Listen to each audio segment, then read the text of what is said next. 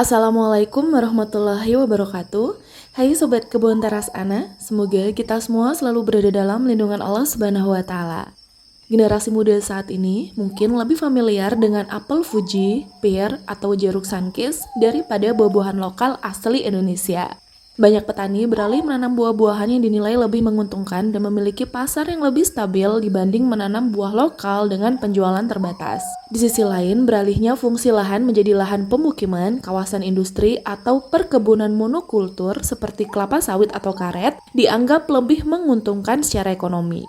Perpaduan beragam sebab ini yang menyebabkan hilangnya keanekaragaman buah-buahan asli Indonesia secara bertahap. Berikut adalah 10 buah asli Indonesia yang keberadaannya saat ini langka atau sulit ditemukan di pasaran umum. Untuk yang baru berkunjung, jangan lupa menekan tombol subscribe. Terima kasih. Buah rukem. Bagi anak-anak zaman dahulu, buah rukem adalah salah satu jajanan yang ditunggu-tunggu saat musimnya tiba. Ada sensasi unik tersendiri dalam menikmatinya, yaitu harus dipijit-pijit dulu sebelum dimakan untuk mengurangi rasa sepatnya. Namun popularitas tersebut kini telah memudar dan buah rukem menjadi salah satu buah lokal yang langka dan nyaris terlupakan karena berbagai faktor seperti konversi lahan, pergeseran selera, dan minimnya budidaya komersial. Buahnya berbentuk bulat sempurna, berukuran kecil, mirip kelereng atau ceri besar dengan diameter sekitar 1-2,5 cm. Saat muda berwarna hijau cerah, kemudian berubah menjadi kuning, orange, dan akhirnya merah keunguan atau merah tua saat matang penuh, kulitnya tipis dan mengkilat. Jika dimakan langsung tanpa perlakuan khusus, buah rukem mentah atau yang belum matang sempurna akan terasa sangat sepat di mulut karena kandungan tanin yang tinggi. Ini adalah bagian yang paling unik. Sebelum dimakan, buah rukem harus dipijat-pijat atau digosok-gosok pelan di antara jari atau di permukaan keras hingga terasa sedikit lunak. Proses ini membantu memecah zat tanin di dalam buah. Setelah dipijat, rasa sepat akan berkurang drastis, terganti menjadi rasa asam segar yang dominan bercampur dengan sedikit rasa manis yang menyegarkan. Buah mundu. Meskipun status konservasinya masih tergolong resiko rendah, pohon ini semakin sulit ditemukan karena minimnya upaya penanaman kembali dan alih fungsi lahan menjadi area lain. Saat masih mentah, kulit buah berwarna hijau muda. Ketika matang, warnanya berubah menjadi kuning cerah dan mengkilat. Daging buahnya lembut dan berair. Karena rasanya manis, masam, dan kandungan airnya, buah ini cocok dikonsumsi langsung atau diolah menjadi produk lain seperti selai atau bahan campuran jamu tradisional. Ciri khas dari buah ini adalah adanya getah yang kuat, terutama di bagian kulitnya, yang bisa menyebabkan iritasi ringan di bibir jika tidak terbiasa atau jika buah tidak dikupas dan dicuci bersih sebelum dimakan. Hal ini mungkin mengurangi daya tariknya bagi konsumen yang mencari buah yang praktis untuk dimakan. Buah bisbul. Pohon bisbul memiliki status rentan secara global karena penyebaran yang terbatas dan penurunan populasi alaminya. Buahnya berbentuk bulat hingga bulat pipih dan berukuran cukup besar, seukuran bola baseball atau apel besar. Ciri paling khas adalah seluruh permukaan kulit buah ditutupi oleh bulu-bulu halus seperti beludru, mirip persik atau kiwi, yang berwarna merah kecoklatan saat muda dan berubah menjadi merah terang atau orange kekuningan saat matang. Buah ini memiliki aroma yang khas dan kuat, yang oleh sebagian orang digambarkan mirip aroma sirsak, durian, atau kolang-kaling. Rasanya didominasi oleh rasa manis yang lembut. Tekstur daging buahnya sangat unik, digambarkan lembut dan lunak seperti mentega atau alpukat padat dan agak kering, sehingga mudah melekat di gigi saat dimakan, yang mungkin tidak disukai semua orang. Kurangnya upaya budidaya dan peremajaan pohon secara berkelanjutan menyebabkan keberadaannya semakin sulit untuk ditemukan. Buah menteng. Banyak pohon menteng tua yang dulunya tumbuh di pekarangan atau kebun telah ditebang akibat urbanisasi dan alih fungsi lahan menjadi pemukiman atau infrastruktur. Kawasan Menteng di Jakarta Pusat yang dulunya dinamai berdasarkan pohon ini, kini hampir mustahil ditemukan pohon aslinya. Buahnya berbentuk bulat kecil dengan diameter sekitar 2-3 cm, tumbuh bergerombol pada batang atau cabang besar pohon. Kulit buah berwarna hijau kekuningan hingga kuning mengkilat saat muda dan bisa berubah menjadi kemerahan saat matang. Ciri rasanya dominan asam segar, namun ada juga varietas yang rasanya lebih manis. Daging buahnya berair, lembut, dan agak berserat, Daging buahnya juga relatif tipis dan berair dengan biji berukuran cukup besar. Ini membuatnya kurang praktis untuk dimakan dibandingkan buah lain yang memiliki daging tebal. Kulitnya agak tebal dan keras memerlukan sedikit usaha ekstra untuk mengupasnya, tidak semudah pisang atau jeruk.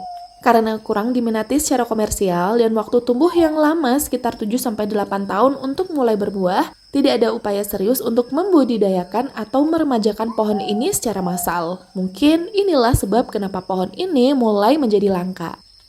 Buah jamblang atau juwet. Pada era 80-an hingga 90-an, buah jamblang atau juwet adalah salah satu buah musiman yang sangat populer dan mudah ditemukan di Indonesia, terutama di daerah pedesaan Pulau Jawa. Hampir setiap desa atau kampung memiliki beberapa pohon juwet besar yang tumbuh besar di pekarangan rumah, pinggir jalan, atau area persawahan. Saat musim panen tiba, biasanya di awal tahun, buah juwet yang dijual dalam kemasan plastik kecil dengan sedikit taburan garam atau gula menjadi jajanan favorit anak-anak sekolah. Sensasi rasa asam, manis, sepat, dan lidah yang menjadi ungu adalah kenangan masa kecil yang umum. Buahnya berbentuk lonjong atau oval berukuran kecil sekitar 1-2 cm dan tumbuh bergerombol di ujung ranting. Saat mentah berwarna hijau, kemudian berubah menjadi merah muda dan saat matang penuh warnanya menjadi ungu tua, kehitaman, dan mengkilat. Generasi muda saat ini cenderung kurang akrab dengan buah lokal musiman ini dan lebih menyukai buah-buahan yang lebih manis tanpa rasa sepat dan tersedia sepanjang tahun di supermarket. Buah kecapi. Di Jakarta, dulunya kecapi bahkan dijuluki sebagai buahnya orang Betawi dan menjadi salah satu tanaman khas yang mudah ditemukan di area pekarangan dan pinggir kali. Buah kecapi umumnya berbentuk bulat atau pipih mirip dengan buah duku tetapi berukuran lebih besar. Kulit buahnya tebal, berwarna kuning kemerahan atau oranye saat matang, dengan permukaan yang cenderung berkerut dan ditutupi bulu-bulu halus. Kulit ini juga mengandung getah berwarna putih susu. Daging buahnya berwarna putih, bertekstur halus, dan mengandung banyak air. Teksturnya sering disamakan dengan buah manggis. Ketika masih muda atau setengah matang, rasanya cenderung lebih asam atau tajam. Saat sudah benar-benar matang, rasanya manis akan lebih dominan dan menyegarkan. Rasa asam alami buah kecapi sangat cocok diolah menjadi asinan, manisan, dirujak, atau dimakan langsung. Pastikan memilih buah yang kulitnya sudah berwarna kuning keemasan atau orange dan terasa sedikit empuk saat ditekan, menandakan rasa manisnya sudah keluar. Buah gowok. Pada era 70-an, buah gowok mudah diperoleh di berbagai pasar tradisional, menunjukkan ketersediaan dan permintaan yang cukup tinggi dari masyarakat saat itu. Buah gowok juga dikenal sebagai salah satu jajanan pasar yang populer, sering dikonsumsi segar atau diolah menjadi rujak dan asinan. Buah gowok berbentuk bulat, sedikit pipih atau bulat telur dengan diameter sekitar 2-3 cm, mirip dengan buah duku tetapi warnanya berbeda. Saat masih muda, kulitnya berwarna hijau, kemudian berubah menjadi merah marun dan akhirnya menjadi ungu gelap hingga kehitaman saat matang. Rasa utamanya adalah asam yang kuat dan menyegarkan. Tingkat keasaman ini bisa bervariasi dari sedang hingga sangat asam tergantung pada tingkat kematangan buah. Meskipun rasanya yang asam dan sepat, buah gowok dipercaya dapat membantu menjaga stabilitas kadar asam lambung. Buah ini nikmat disantap langsung atau sering juga diolah menjadi rujak, asinan, atau manisan untuk menyeimbangkan rasa asamnya. Buah kepel. Buah ini dulunya merupakan kegemaran para putri keraton karena khasiatnya sebagai deodoran alami yang membuat bau badan dan air seni menjadi tidak berbau tajam. Adanya anggapan di masyarakat Jawa zaman dahulu bahwa pohon kepel adalah tanaman keraton yang hanya pantas ditanam di lingkungan istana atau di area tertentu di Yogyakarta, membuat masyarakat umum enggan atau tidak pantas untuk membudidayakannya.